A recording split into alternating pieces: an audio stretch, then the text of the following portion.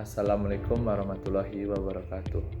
Perkenalkan, nama saya Divi Zaro dengan NIM 2438209, Prodi Manajemen Bisnis Syariah di Fakultas Ekonomi dan Bisnis di Universitas Negeri Padang. Baiklah, video hari kali ini saya akan menuntaskan sebuah mini vlog wawancara dan melakukan observasi ke tempat pasar monoplastik. Itu contohnya yang saya ambil industri toko plastik. Nah, sebelumnya saya akan menjelaskan dulu apa itu pasar monoplastik. Pasar monoplastik adalah struktur di mana terdapat banyak penjual menawarkan produk yang serupa namun terdiferensi, yaitu memiliki perbedaan dalam kualitas, bentuk, atau fitur lainnya. Dalam pasar ini, setiap produsen memiliki sedikit kemampuan untuk mengaruhi harga karena banyaknya pilihan yang tersedia bagi konsumen. Nah, ciri-cirinya pasar monoplastik ini: pertama, banyaknya penjual dan pembeli. Kedua, diferensi produk. Ketiga, kekuatan menentukan harga. Keempat, persaingan dan harga. Kelima, hambatan masuknya rendah. Nah, langsung saja kita ke sesi wawancaranya yang saya telah sediakan. Baiklah, hari ini saya wawancarai dengan nama Bapak Budi. Saya menanya tentang apakah ada banyak pesaing di sekitar Bapak atau hanya sedikit pemain besar yang menguasai pasar? Kalau untuk persaingan, kebetulan di pasar Padang Panjang ini yang besar cuma 3, yakni Suasana sama Gemilang.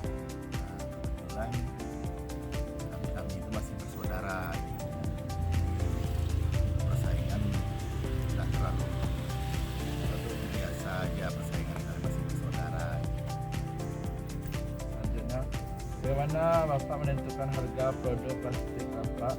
Apakah ada mengikuti harga pasar atau memiliki kebijakan harga sendiri? Lalu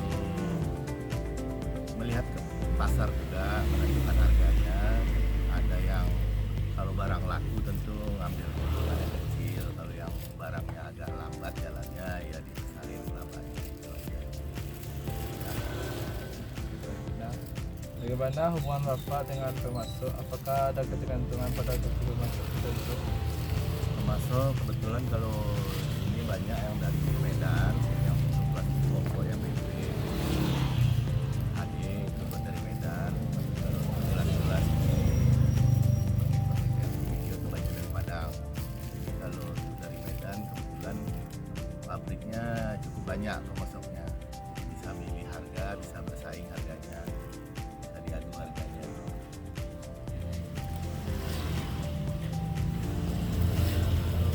Bagaimana Bapak menyelesaikan bisnis plastik dengan kebijakan lingkungan semakin ketat terhadap penggunaan plastik? Kebetulan untuk Padang Panjang ini kebutuhan plastik memang masih kebutuhan pokok ya, untuk makanan, untuk oleh-oleh, semua masih memakai plastik. Cuma kalau untuk yang ke anak sekolah sudah mulai dikurangi sekarang kebutuhan plastiknya, udah kembali ke larinya ke Mika. Jadi ya masih bagus lah pasar plastik. Ya, apakah Bapak memiliki rencana untuk berinvestasi dalam harga lebih kompetitif? Sementara ya sesuai dengan kemauan pasar lah kita ikutin kan. Kalau memang kebutuhannya banyak model plastik yang baru, banyak permintaan ya disediakan juga. Tapi kalau yang cepat pasti yang plastik lama juga, yang lama yang biasa. Terakhir, apakah tantangan terbesar yang Bapak dalam menjalankan toko plastik? Bagaimana Bapak mengatasi tantangan tersebut untuk tetap bertahan dan berkembang? Ya, tantangan kalau otomatis kalau di Padang Panjang ini ya bencana alam seperti kemarin di Celodo, jalan putus, ya kan, tingkat wisatawan itu menurun drastis. Namanya Padang Panjang ini tempat persinggahan kan, jadi otomatis berkurang semuanya kebutuhan akan plastik itu. Tapi kalau untuk normal, selama masih bisa dilewati kan daripada tinggi ya, wisatawan tinggi, insya Allah sih masih lancar aja usaha. Kalau agar tetap bertahan berkembang ya. Ya kalau untuk bertahan itu sebenarnya dari stok ya, kalau kita bisa stok kita bisa bertahan. Jadi kebetulan kalau misalnya harga minyak naik atau ini harga plastiknya tiba-tiba melonjak, kalau ke stok kita cukup, kita bisa membagi ininya dan harganya nggak langsung melonjak seperti itu. Ininya kelebihannya tuh harus di stok. Oke lah, sekian dari wawancara saya dengan Bapak Budi. Terima kasih. Mungkin sekian itu lah. Terima kasih. Baiklah, di sini saya akan menjelaskan analisis apa saja yang telah saya wawancara dan observasi ke toko industri plastik. Yang pertama, struktur pasarnya. Jumlah toko diperpanjang, terdapat 3 toko plastik yang menjual produk serupa. Namun tingkat persaingan di antara mereka tidak terlalu ketat. Hal ini memungkinkan setiap toko untuk menentukan harga berdasarkan harga pasar dan permintaan barang. Kebijakan penetapan harganya, toko-toko ini cenderung menyesuaikan harga berdasarkan popularitas barang.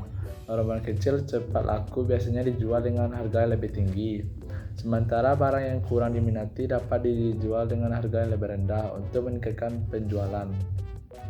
Yang kedua, hubungan dengan pemasok. Banyaknya pemasok berasal dari Medan dan keberadaan pabriknya cukup memberikan toko-toko ini fleksibilitas dalam memilih pemasok dan bernegosiasi mengenai harga. Hal ini menciptakan kompetisi di antara pemasok yang dapat menguntungkan toko plastik. Yang ketiga, permintaan pasar. Produk plastik ini masih dianggap sebagai kebutuhan pokok untuk berbagai keperluan, termasuk kemasan makanan dan oleh-oleh. Namun ada perubahan tren di mana konsumen mulai beralih ke alternatif seperti Mika. Meskipun pasar plastik tetap memiliki potensi, tantangannya bencana alam seperti Kota Parpanjang ini menghadapi tantangan dari bencana alam seperti Galodo, menyebabkan kerusakan infrastruktur dan mengganggu distribusi barang.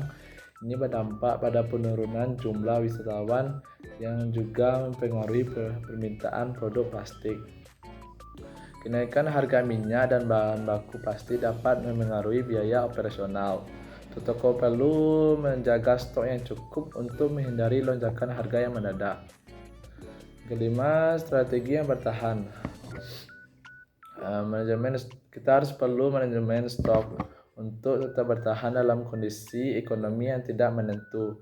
Pentingnya bagi toko plastik untuk memiliki stok yang cukup. Dengan cara ini, mereka dapat mengelola harga dan menghindari dapat langsung dari kenaikan biaya bahan baku.